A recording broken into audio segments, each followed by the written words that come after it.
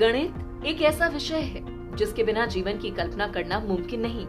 चाहे क्षेत्र विज्ञान का हो, अर्थशास्त्र हो, गृह विज्ञान हो या फिर हमारा रोजमर्रा का जीवन, गणित हर जगह काम आती है।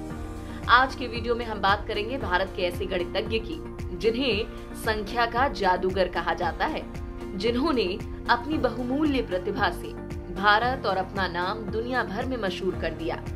श्रीनिवास रामानुजन। बात करेंगे उनके संघर्षपूर्ण जीवन, उनकी शिक्षा और उनकी उपलब्धियों की।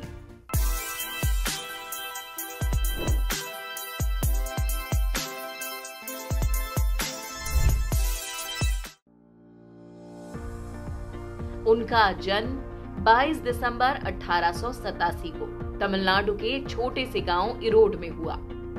रामानुजन जब छोटे थे उसी समय उनका परिवार इरोड से कुंभकोणम आ गया। रामानुजन बहुत गरीब परिवार से आते थे। कागज महंगा होने के कारण वे डेरिवेशंस का रिजल्ट निकालने के लिए स्लेट का इस्तेमाल करते थे। कुंभकोणम के प्राइमरी स्कूल से प्रारंभिक शिक्षा लेने के बाद सन 1898 में उन्होंने टाउन हाई स्कूल में प्रवेश लिया। यहीं पर रामानुजन को G.S. कार की गणित पर लिखी किताब पढ़ने का मौका मिला। इस पुस्तक से प्रभावित होकर उन्होंने स्वयं ही गणित पर कार्य करना प्रारंभ कर दिया। बाकी विषयों में रामानुजन ज्यादा निपुण नहीं थे, लेकिन वो गणित विषय में पूरे अंक प्राप्त करते थे। महज 12 साल की उम्र में उन्होंने त्रिकोणमिति में बेहतरीन प्रदर्शन किया और कई थ्योरम्स का विकास भी किया। 1911 में बर्नौली नंबर्स पर प्रस्तुत रिसर्च पेपर से उन्हें बहुत प्रसिद्धि मिली। उन्होंने analytical theory of numbers, elliptical function और इनफाइनाइट सीरीज पर काफी काम किया। उन्होंने गणित की 120 थ्योरम्स दी और अपने जीवन भर में गणित के करीब 3900 प्रमेयों का संकलन किया।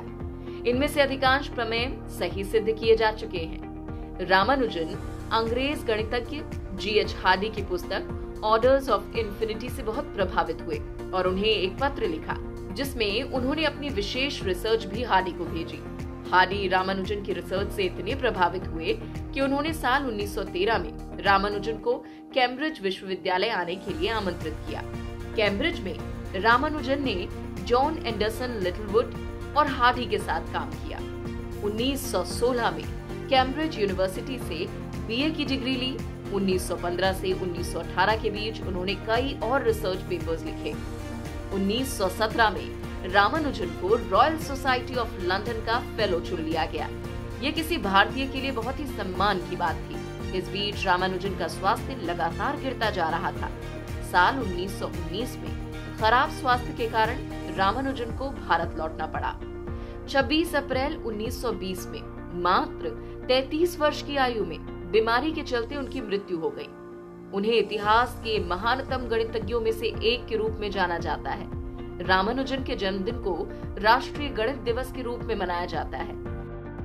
उनके सम्मान में साल 2005 से रामानुजन पुरस्कार की शुरुआत भी हुई है।